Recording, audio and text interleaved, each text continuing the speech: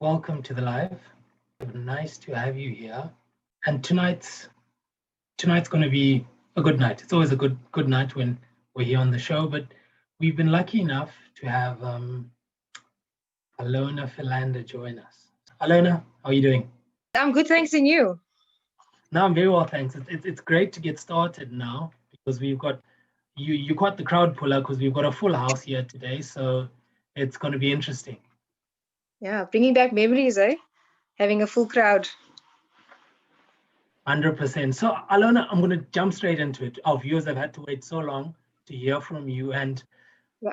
obviously, we're going through this lockdown, and your job entails you being outside quite a lot. How have you coped through this period? I think it's been a huge adaptation. Like, I think one thing I had to do is just think creatively. It wasn't you're going to do things the same way you did in the past. It was adapting to what was the needs of the players, what do they have access to, thinking out of the box of trying to train with equipment that they have at home. People don't have access to, all gym equipment. And it was just adapting that. And so much came from it. We got players to do videos and we could share that amongst players so that they could see their form and technique, and just it created a vibe amongst players. So it was just thinking outside the box, and I think it was a good time because I started to look more into the things that I like to focus on, especially during rehab, during off season maintenance. So yeah, it's been a good challenge, I would say. Now, Alona, it would be criminal not to ask you this question because I've had so many people ask me it. So I'm going to go right ahead before we go too far because maybe some people are only watching because of that. Are you Vernon Philander's sister? But of course, how can you even ask? Blood related, not all families that are PH are related, but we are definitely. No, we're not related, but well, you never know. You could always check the family tree.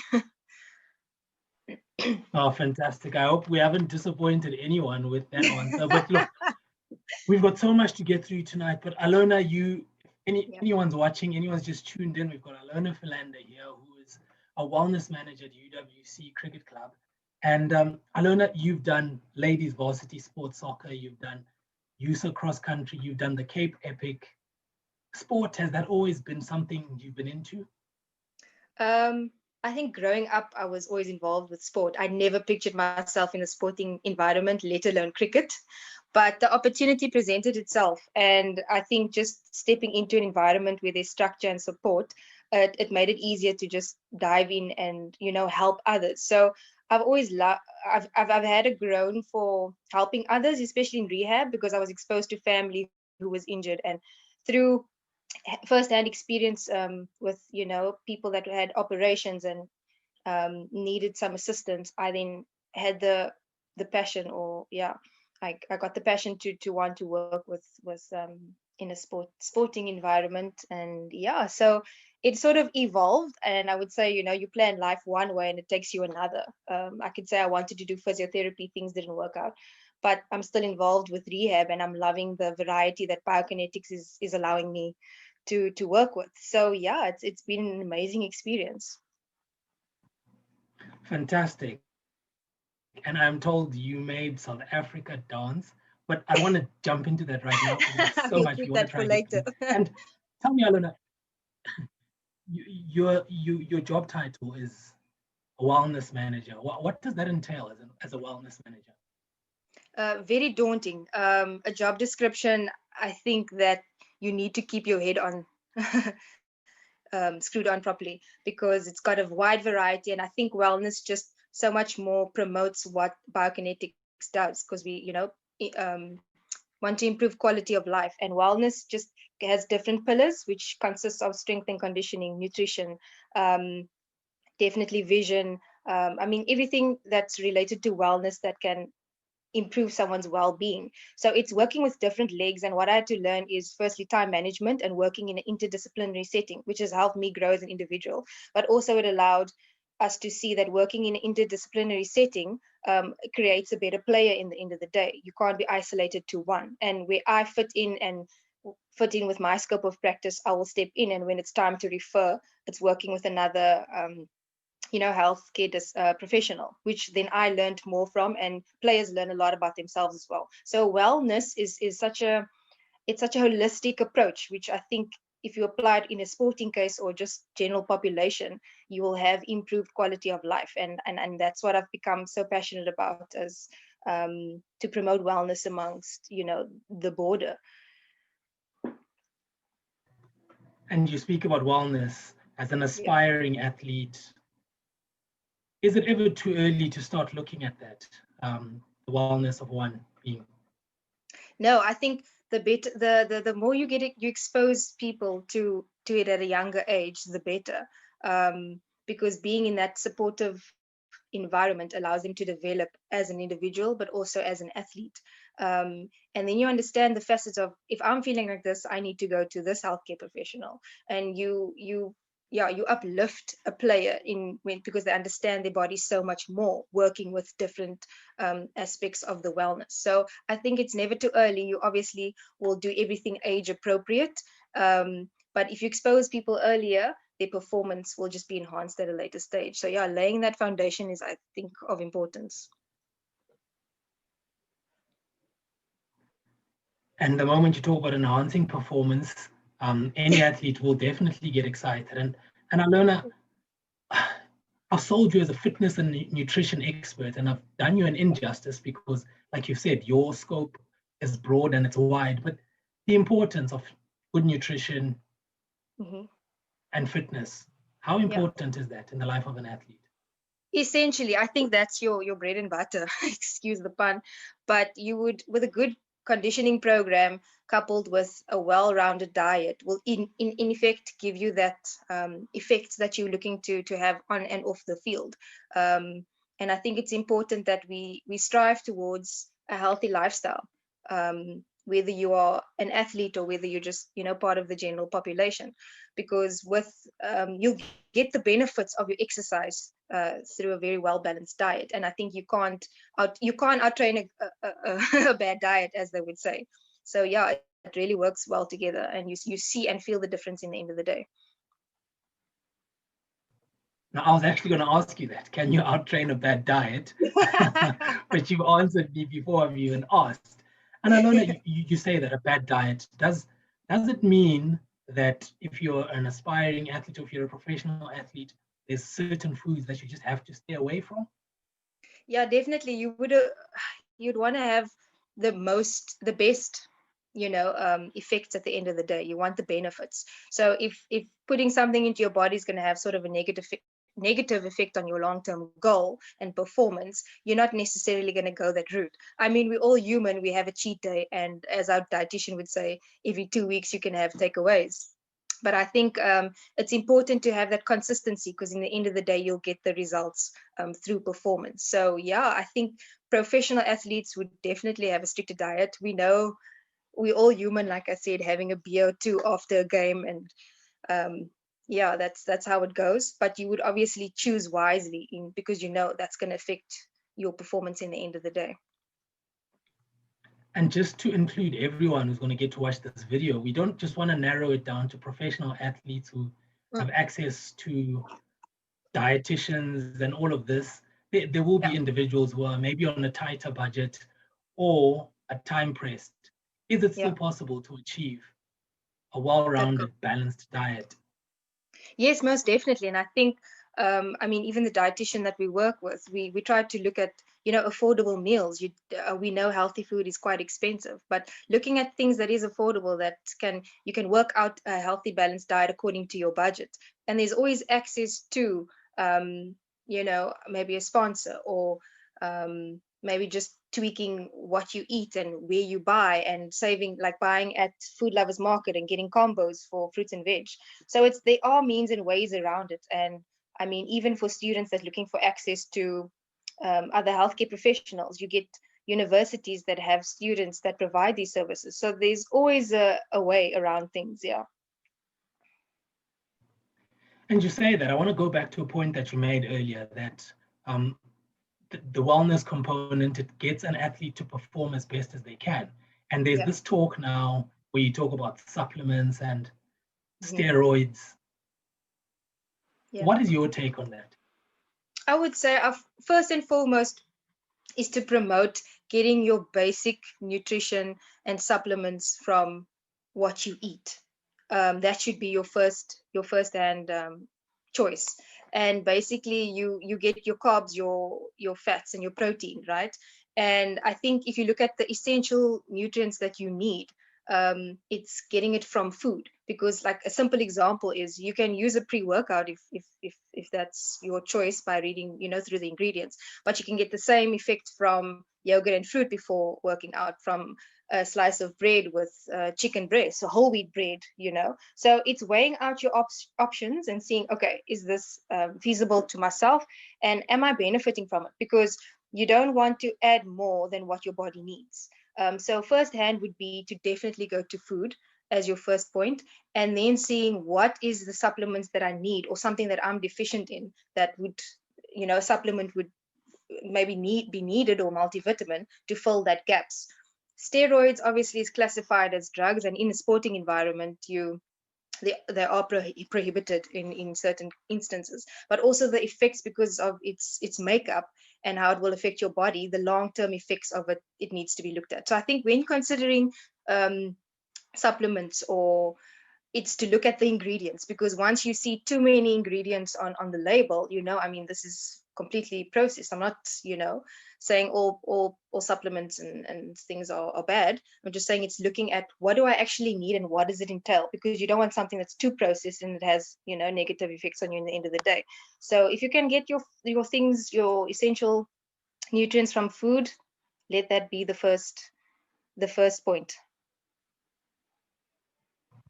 If I'm hearing you correctly, you're saying Yeah. your go-to should be food, but if it so happens that you have any other circumstances, then a supplement is not too bad. Yes. Looking at what you need and what your deficiency possibly could be. You mentioned something about food labels. You know, you glossed past that, but I want you to just dive into that a little bit more. When you see a lot of ingredients on food labels, what should one be looking out for when they go into the store? I think definitely when you're choosing options, when it comes to cereal, when it comes to milk, is to look at the label. I think we learned that the first 3 ingredients are your main ingredients in a specific product. So if you see, okay, the first thing is already something toxic, you be like, okay, this is majority of this main ingredient. So look at the first 3 things, and then looking at your label. What is your sugar content? Is it too high?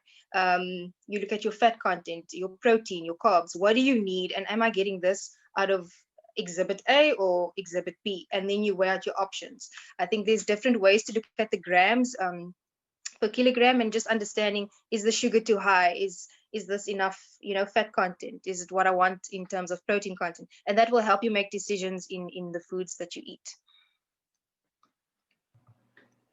Brilliant. It's always good insights, and it's always great if we have experts like yourself who come through and, you know, give us such information.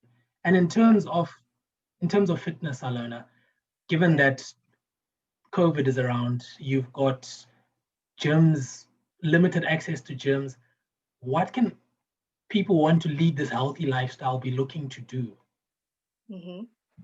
Okay, I think first and foremost, it's for general population, for athletes, you look at your periodization plan. What do I need? And you work from the end point, which is normally your competition, and you work your way back, right? From normal general population is seeing, what do I have at home that I can use? One, what's my goal? Do I have the space? If you don't have the space, there's always, you know, walking in the road, in your backyard. How do you use that? The steps in your house, water bottles, you know, finding equipment at home, picking up boxes, adding water to water bottles. I think it's going back to the simple things that adds resistance, that you can use, because there's basic things that you can do in your room that's body weight to maintain you know, a healthy lifestyle and keeping physically active. It's just getting that motivation and finding out, what do I enjoy? I prefer walking, so I'll walk around the block. I prefer running, so I can run shuttles in my yard. If you're limited with space, linking up with a friend or just doing something in the house that's cardio related, you don't always need the equipment. So yeah, I think it's just finding that things around the house that you'll have the benefits in using it in the end of the day. Well, Ilona, I've already started working out as I'm sitting here, so no worries there. But no. How has it affected you during COVID? Brilliant. No, Ilona, I'm not a professional athlete, so I don't have those problems. But going on, there's one thing I really wanted to ask you is, Ilona, you are a young woman in a space dominated by men. You are in a position whereby you are telling the boys what to do and how to do it. What have your challenges in that space been? And before you answer that question, I know there's so much we've spoken about. Anyone watching at home now, this is your chance. Pop us some questions in the chat while Ilona gives us an answer to how she's dealing with being in such a tough space. Yeah, definitely. Please speak to us, audience, in the comments.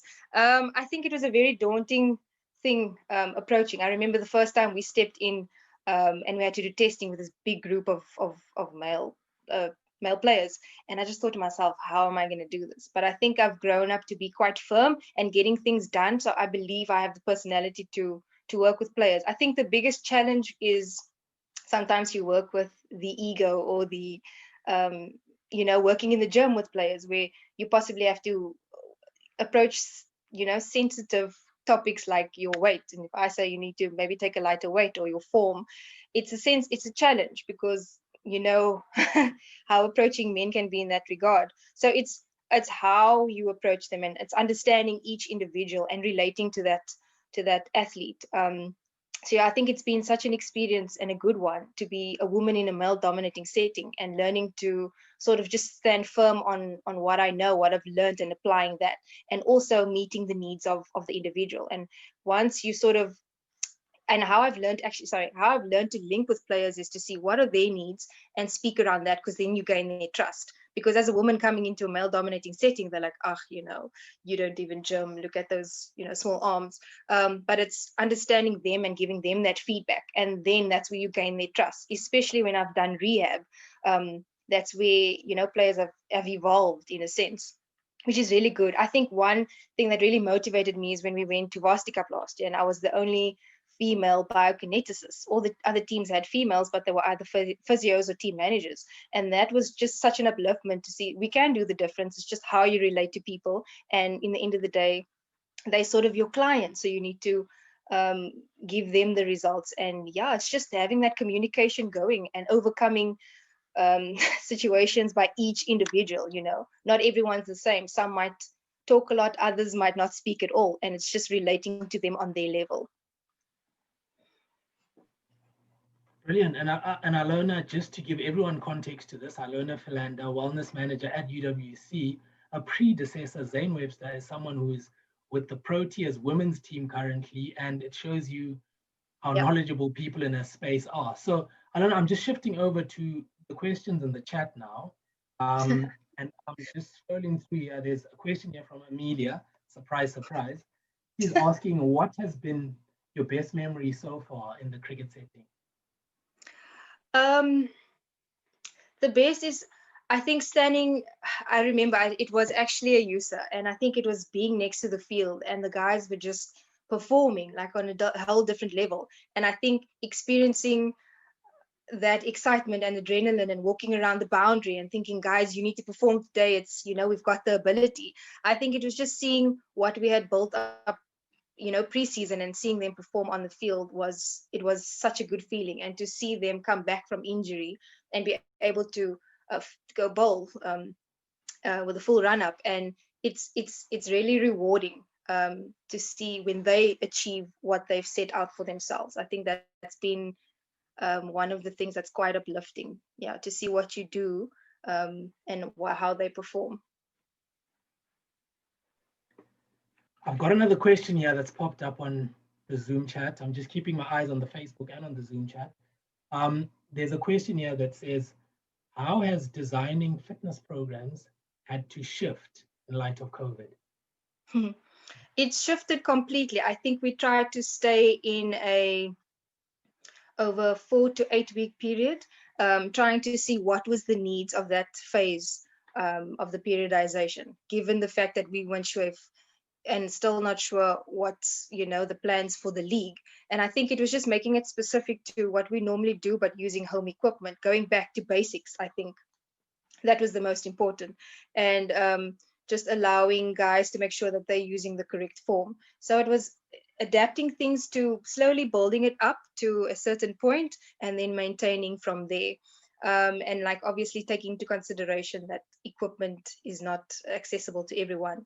Being able to run was also not accessible to everyone.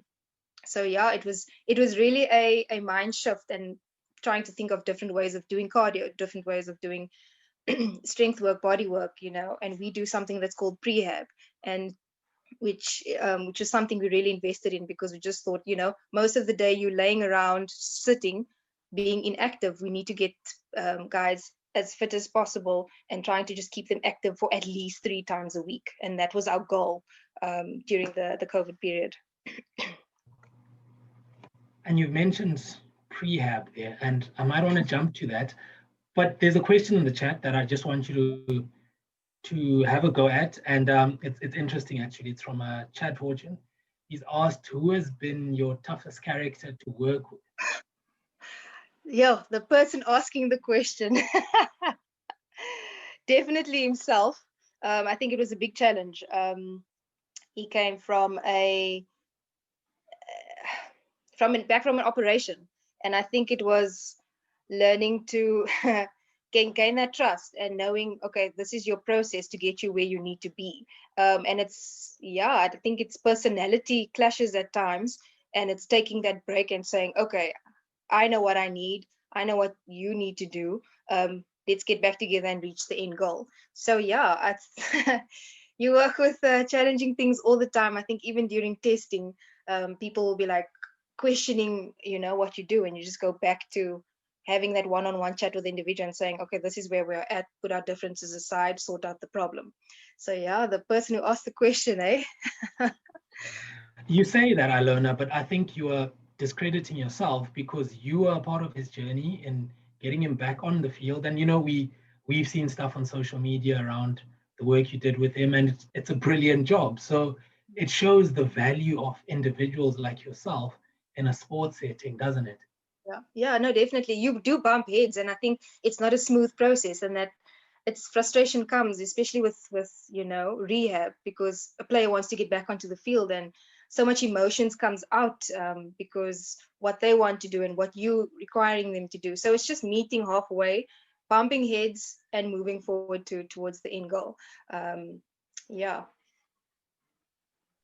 Now, Ilona, we could go on all day. We've got tons and tons and tons of questions, but here at Africa Sports Consultancy, we're here to empower athletes, and you've come out and you've done just that. You've given us information which is not always freely available, like you mentioned, unless you have a specialist person there. And what I love that you've done is you've spoken to the general public, and you've also spoken to athletes who have aspirations. Now, there's probably young athletes watching this or who will run into this video.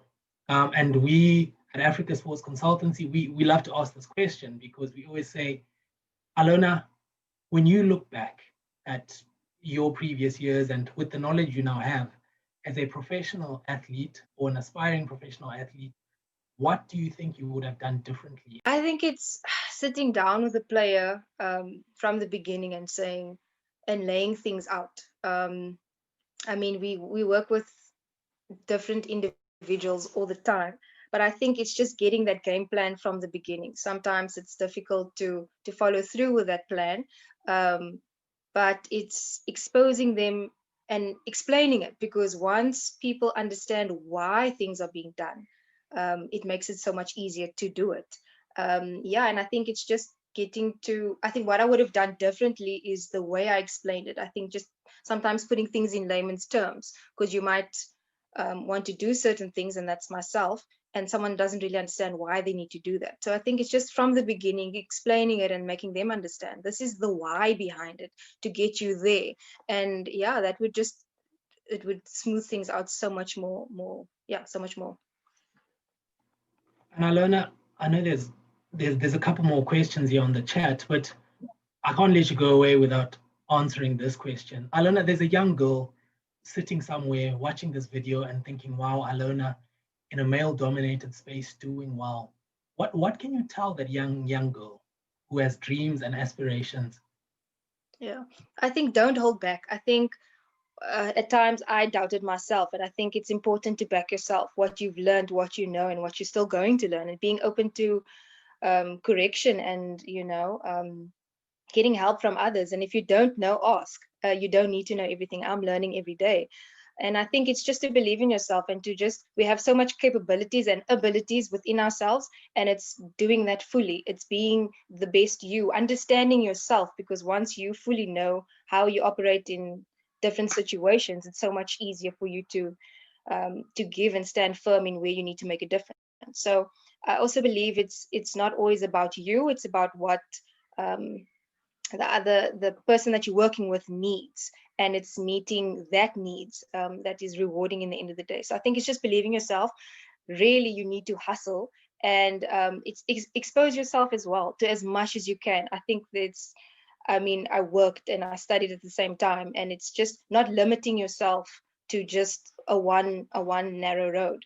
There's different facets to things, and where there is resources, make use of it. There's opportunities all the time. I volunteered so much in during my studies, and job shadowed and observed, and doing that I got to know people, and through that other doors opened. So it's just really putting your name out there, but also your work ethic is important, professionalism at all time. And as a woman, we've got the power to just do so much, and yet we hold back because of insecurities and doubting yourself. But yeah, if you're passionate about something, you'll do everything you can to make it work. Amazing, Ilona. And if I'm ever blessed with a little daughter, I've saved that couple of minutes, and I want to play that back to her. For sure. Superwoman Ilona, giving inspiration. And Ilona, thank you so much for coming out and chatting to us here tonight, and for the great message that you've driven out, and such an inspiration and great knowledge that you've shared tonight. Thank you so much. Thank you for the opportunity, Gary. All of the best. It's an absolute pleasure. Ladies and gentlemen, we've just had Miss Ilona Philander here, Wellness Manager at UWC Cricket, and absolutely phenomenal message that she brought out. And I'm hoping that you picked up one or two things that could be useful to you going forward, and that you may use them in your space or as an individual. But we've come to the end of the show, and sad to say, I do have to go.